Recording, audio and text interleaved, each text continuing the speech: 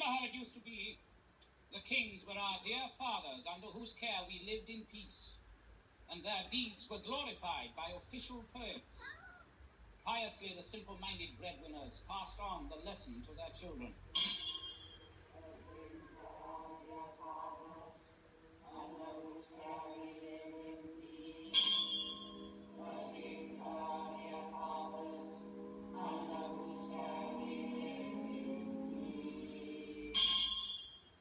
Children repeated the lesson.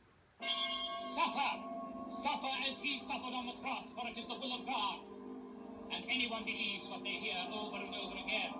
And so the poor, instead of bread, made do with a picture of the bleeding, scourged, and nailed up Christ, and prayed to that image of their helplessness. And the priest said, raise your hands to heaven, bend your knees, bear your suffering without complaint, pray for those who torture you, for prayer and blessing are the only ladders which you can climb to paradise! And so they chained down the poor in their ignorance, so that they couldn't stand up and fight their bosses, who ruled in the name of the lie of divine right.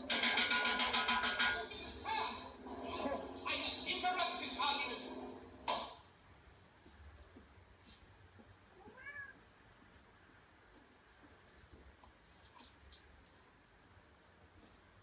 We agreed to make some cuts in this passage.